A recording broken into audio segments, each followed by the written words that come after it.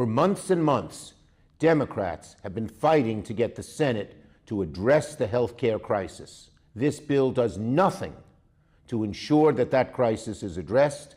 I am voting no, and I will keep fighting.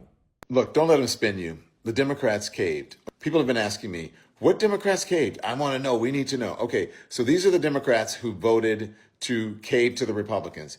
8 Democratic senators are Dick Durbin, Maggie Hassan, Angus King, Catherine Cortez Masto, Tim Kaine, Jeanne Shaheen, Jackie Rosen, and John Fetterman. They joined the 52 Republicans in this procedural vote to reopen the government without a guaranteed extension of healthcare subsidies. Just a promise to pick it up and maybe vote on it in December. Water is wet. The sky is blue. The Democrats caved. What else is new? I have so many thoughts about this. In case you have missed it, 10 senators. I haven't even gone through the full list because they pissed me off. But it's 10 Democratic senators have agreed to a deal with the Republicans to open the government. And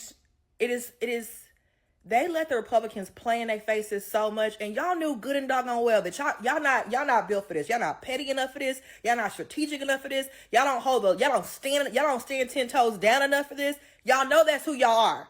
So if y'all know that's who you are, then don't play in our faces and waste our time for a month. We'd have to do all this. The Democrats caved. The Democrats caved. What are you?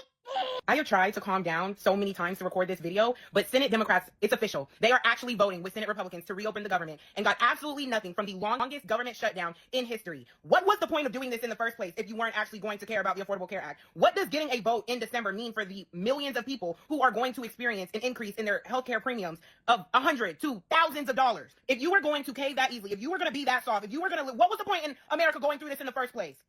What kind of stunt is this? Whenever you guys get on my page and you try to say, oh, I'm so biased, I'm so this, I'm so that, I will say what I actually feel regardless of what party they are a part of. This is not something I agree with. Try to keep it calm. What's up, y'all? Gerald here, creator of Gospel Chops and your host for this YouTube channel, back with another video. Now, how y'all feeling on this Monday? I mean, really, how y'all feeling to start your week? I hope you're feeling like me because I'm feeling dandy. I'm feeling good, y'all, because all day I've been watching Democrats melt down because the government is reopening. And they mad about it. They're mad at their own politicians. The circular firing squad has assembled, and the attacks have begun.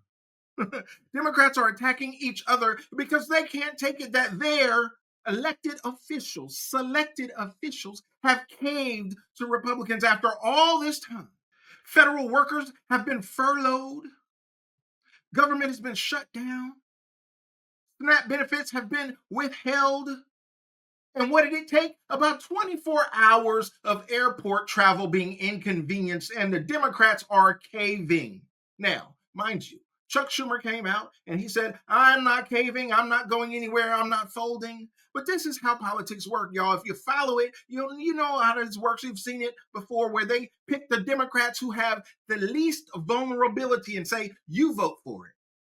Because I'm getting primaried over here in my district where I don't have as much support in my district. I can't afford to vote for it. You do it. Chuck Schumer, who's trying to maintain his leadership position or posture in the Democrat Senate. The minority leader is saying, I ain't voting for it. I ain't standing by it. I don't support it. But you don't have to, because we know it's a numbers game and y'all got enough Democrats who are willing to fold and vote with Republicans to open the government. But the issue becomes this. After the longest government shutdown in history, after people being inconvenienced without food that is needed for the elderly, for the disabled, for children out there with irresponsible parents, what was it all for? I submit to you today that it was all for naught. Scott, the agreement that was reached tonight, I mean, what do you think it does to perhaps what we heard from President Trump, where he repeatedly claimed the Democrats wanted to give free health care to, as he put it, to illegal aliens, as he said, I mean, now part of this agreement is to fund SNAP for another year. So essentially, I mean, should we revisit the claim that the president never really provided evidence for? Well, look, in the beginning, Democrats absolutely did want to repeal part of the big, beautiful bill that does strictly prohibit illegal aliens from getting Medicaid benefits. That's a separate issue from SNAP. Look, what happened tonight is what's been happening. Republicans have repeatedly voted to fund SNAP. Democrats had been voting to not fund SNAP by, of course, voting to keep the government closed. And only a handful of Democrats tonight voted to fund SNAP. I'm glad those brave Democrats stepped forward to fund SNAP because people absolutely need it. If this were really about SNAP, if it were really about starving families, Democrats on Twitter and Democrats on social media and Democrats on some of the other networks wouldn't be having the meltdown that they're having tonight. But one good outcome here is that Republicans finally got their way. People will get their SNAP benefits, just the way the Republicans have been voting since day one. I'm shocked, frankly, that Democrats have been voting to defund SNAP. It's pretty shocking, really, that they held these SNAP beneficiaries hostage. And now, here at the end of it, again, it's all political. They got nothing. They held these poor people hostage and literally got nothing. They got nothing except a bunch of anxiety and a bunch of pain throughout the American people. Terrible. Well, Joe, you have to go back to what the strategy was at the beginning of the shutdown. There were two goals, both of which I support. One was standing up to Donald Trump. The other was getting some resolution on the ACA premium tax credit issue. The problem was the shutdown wasn't accomplishing either goals, and there was practically, well, there was zero likelihood that it was going to. In terms of standing up to Donald Trump, the shutdown actually gave him more power, Exhibit A being what he's done with SNAP and SNAP benefits across the country. Oh, by the way, Joe, you're going to love this. Guess who's getting paid during the shutdown? Not the park rangers or air traffic controllers, the ICE agents. Under special law, under that big, awful bill that they passed last summer, the ICE agents are being paid. Nobody else is. So standing up to Donald Trump didn't work. It actually gave him more power. Y'all, at this point, we are in uncharted waters, unprecedented territory with an unprecedented president, because I'm going to tell you, Donald Trump 2.0 is not the Donald Trump of 2016. We got a whole new president, and this administration has a whole new vision for what America is supposed to be. Either you support it or you get rolled. I mean, that's what the Democrats did when they had power, right? Y'all remember when Obamacare passed and Nancy Pelosi was marching through the streets with that big old gavel like she wanted to smack somebody in the head with it? Well, Democrats, you taught Republicans a lesson on how to deal with power. Yeah, we still got rhinos on the right. We still got fakers on the right who are trying to obstruct, who want a globalist agenda, who are not America first. But there's enough Republicans over there that are taking this thing seriously, and y'all engaged in a game of chicken with Republicans. And y'all blinked. Do you think Chuck Schumer needs to go after tonight? He should have gone a week ago, a month ago, a year ago. Yes.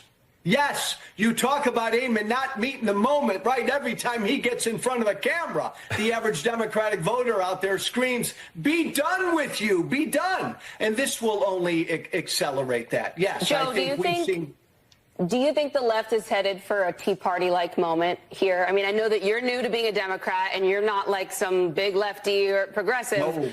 But this does seem to fit the argument that they have been making, that some of these older or more moderate and establishment figures just aren't ready to meet this moment. Generational change is needed. You know, this sort of seems like if you're one of them, you're running on this. You're challenging I'll tell people. you what, if I were on set with you all right there, I'm yanking off my mic and I'm hugging you. I'm giving you a big high five. You are exactly right. Senator Chuck Schumer, your leader on the Senate, said, "I cannot support a continuing resolution that fails to address health care. I am voting no." Did you do this outside leadership, and was there a big push for you not to join the others and break the 60 threshold? No, we kept leadership informed throughout. And I think it's important to remember who's responsible for why we got into this shutdown. We are here because we are concerned about the health care costs rising significantly on millions of Americans. And we didn't have any indication before the shutdown started that our Republican colleagues were willing to address it. Now, Speaker Johnson is going to have to bring the House back in. He's been AWOL since the beginning of September when we were in the middle of the shutdown. Leader Thune has agreed that we will have a bill that we will write that will give us an opportunity to work on those health care costs. And we believe there are a lot of Republicans, including a lot of Trump supporters, who want to see us do something about this because their costs are going.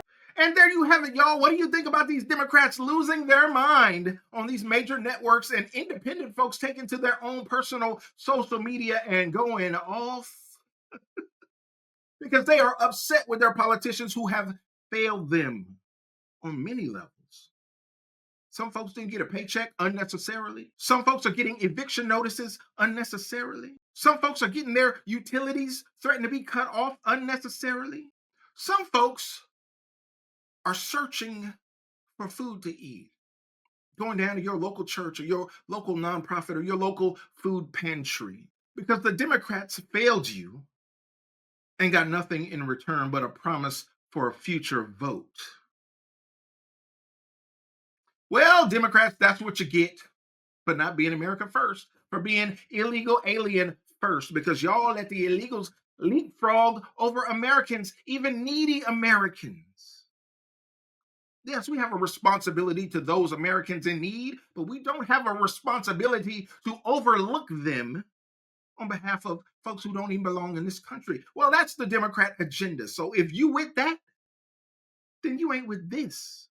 Because what's going down now in this new administration, y'all, we just getting started. Really, it's going to blow your mind before it's over. That's what I believe. Feel free to let me know what you believe and what you feel about this circumstance down in the comments. I'd love to know your thoughts. And don't forget to like the video, subscribe to the channel, and share the video so we can get more people involved in the conversation, y'all. And like I always say, always remember and never forget, without the gospel, it's just chops. Until next time, peace.